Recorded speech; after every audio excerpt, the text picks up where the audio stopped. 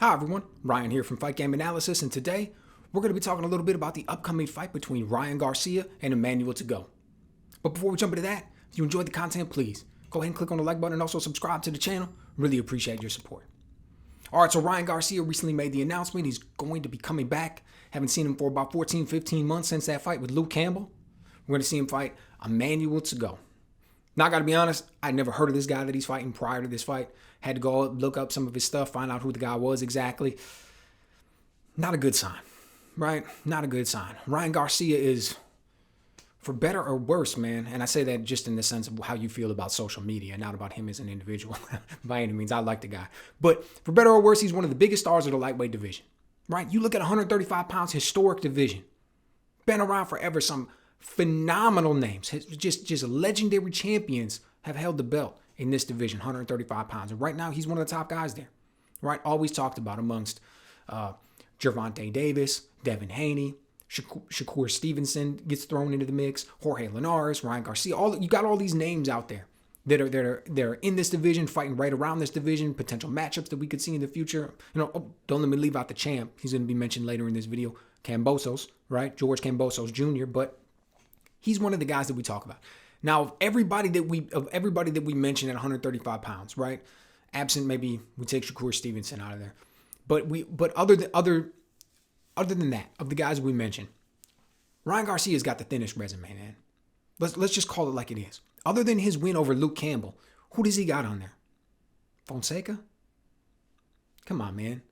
I mean, yeah, he caught him. He did exactly what he was supposed to do. Caught him early, vicious left hook, incredible looking knockout. I'm sure they played it on ESPN 1,000 times. That's great. Put it on social media. It's going to be just getting shared on Instagram over and over and over again. But other than really, that wasn't an impressive win. It was just another win that you're supposed to be taking in your career. Just another step. And I have no problem with it. That's exactly what he's supposed to do. The only problem that I have is that I feel as though it's being given a little bit more credit than it's supposed to. Blowing him up a little bit bigger than it's supposed to. So then he goes in there, steps up against Luke Campbell. Now that was a big step up for him in competition. And he came off of the canvas and ended up scoring the body shot stoppage. Man, that was super impressive. I thought that was a huge growing opportunity for him. I thought that was a great learning moment. Like, dude, you went in there and he saw some real adversity. He went in there and was against the guy who wasn't going to lay down. He went in there, was against the guy who had seen more experienced guys than him, who had seen guys with better technique, guys who were more polished, all that. He wasn't impressed by Ryan Garcia's hand speed. Wasn't impressed by the fact that he has some quick twitch muscle fibers and he can fire off that left hook really fast. That didn't impress Luke Campbell. He wasn't going to back down.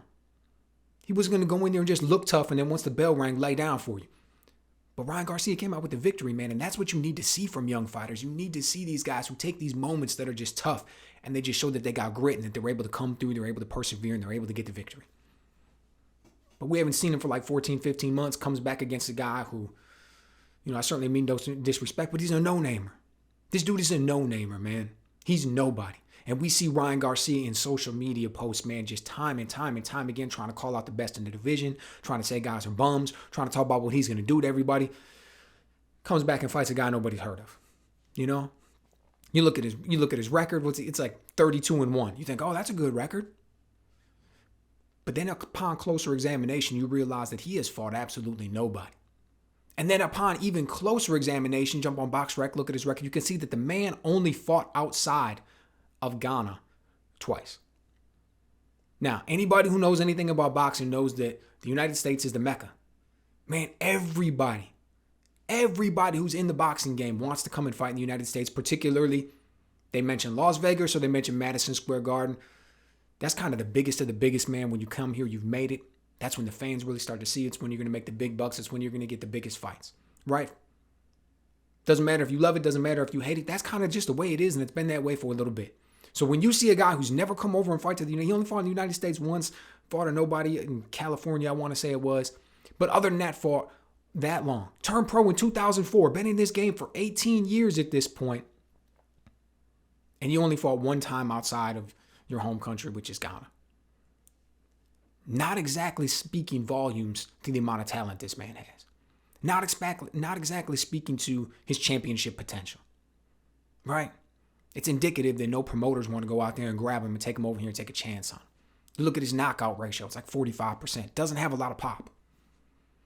go back and look at some of the tapes, because you got to look at some of the tapes anyways. I mean, these are just some initial examinations. We're looking at the dude's record and where he's from and all kinds of stuff like that, kind of immediately thinking about where he's going to be as far as, if you understand the business of boxing and why he's being handled that way. But we still got to go and watch the tapes.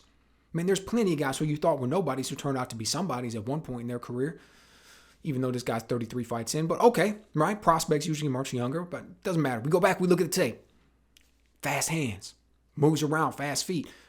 Okay, so you think about it. Now you think, okay, you know who Ryan Garcia is. Ryan Garcia is a legit prospect in the sense that the people who are managing him, the people who are handling him, they believe he's going to be a champion one day. He's got an incredible buzz on social media, super marketable. A bunch of people who are involved in this man's career look at him as somebody they're going to be able to make a bunch of money off of in the future if they handle his career correctly. He's the A side of the fight. They chose this guy as a tune-up fight. They chose this Emmanuel Tagoe. They chose him as a tune-up fight. Got fast hands, got a little bit of footwork, got some fast feet, can move around the ring a little bit of skill. Right? Definitely not a bum in that regard. Doesn't look like during his day job, he's a construction worker or he's a teacher and maybe he only trains 2-3 days a week and just wants to get paid an extra $150 on the weekend for the fight. He's not one of these guys that you see some guys' careers padded with, some of their records padded with. Not one of those guys. He definitely knows how to fight, but he's got no pop. 45% knockout ratio. And that's not even against top competition. This is just against bums, right? The guys that he's fighting still only has this low knockout ratio. So it's a guy with no pop, a little bit older, that's going to be brought over here under the bright lights. It's all set up to get Ryan Garcia kind of back in the swing of things, make him look really good. Hope he gets a stoppage victory. The fans love that, right? Knock that ring rust off, build up his confidence again a little bit, because it's all getting set up. They're hoping to make this fight with him versus George Kambosos Jr. later in the year, right?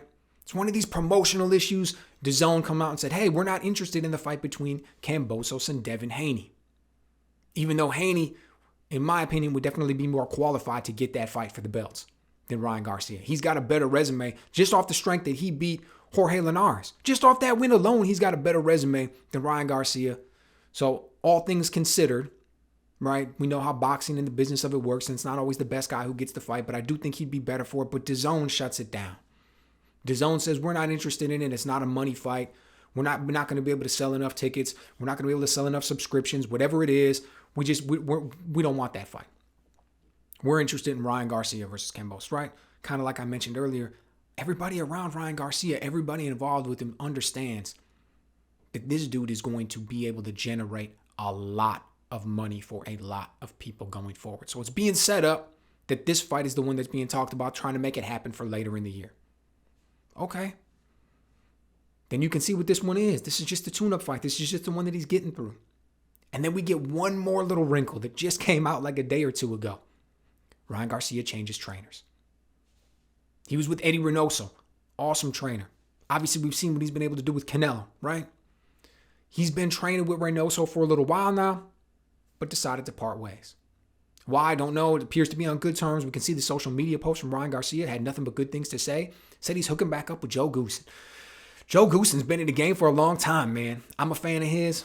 Just heard him most recently on the mic. He was calling the Keith Thurman fight just about a week ago. He's a big fan of Keith Thurman. You could tell he had nothing but good things to say about him. I'm also a big fan of Keith Thurman. So it was good to see him on there. Good to see him speaking highly about him. As a little side note, I did not like the way Brian Kenny was speaking about Keith Thurman, man. Dude's like 33 years old, and all he kept talking about early in the fight, do you think he's too old? Do you think his legs are gone? Oh my God, he hasn't been out there so long. Settle down, Brian Kenny, man. I'm glad that Joe Goossen was able to shut that down. But anyways, Ryan Garcia steps in, said he had a relationship with Joe Goossen in the past, and they know each other, worked a little bit, kind of rekindling that relationship, and they're going to start working together again. I'm excited about it, man. I don't know exactly what happened between Ryan Garcia and Eddie Reynoso that they're parting ways. Maybe he felt like he wasn't growing enough. Maybe he felt that Eddie Reynoso was trying to make him adapt to a style that he didn't feel was right for him, or he didn't feel was comfortable. Maybe it was just a character thing. I mean, not character in the sense of like the character flaws, but I mean personality. That's a better way to put it, not character. Maybe it was just a personality issue. These guys just really don't mesh all that well. Or maybe Eddie Reynoso's down in, he's down in Mexico, and that's where he's training, and because he's with Canelo, they got some camp that they're going through, preparing for whatever, and Ryan Garcia didn't want to train, so we decided to switch trainers because of that. I mean, there's a lot of reasons that it could have went down. Either way, I'm excited about it, man. I'm excited to see what Joe Goossen's going to bring to the table, if he's going to be able to add any new wrinkles to the game for Ryan Garcia. Particularly, I think it's a really good move that if he's going to make the change, he makes it now. He can work on some things in this training camp, bring him into the fight, actually use him in a fight against Tagoe, who's not a dangerous fighter, and then give him even more time to brush up on him should this fight happen with Kambosos later in the year. So let me know what you guys think.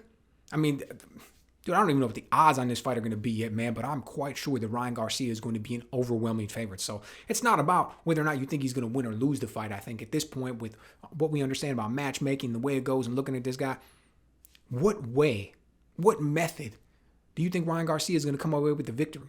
And what do you think's next for him? Do you think later in the year he gets the fight with Kambosos? Are you happy that he gets it if he does? Or do you think that's kind of one of the dirty sides of boxing, so to speak, in the sense that he's not the most deserving man for the shot, but he may end up getting it because of the business side of the sport? Let me know what you guys think.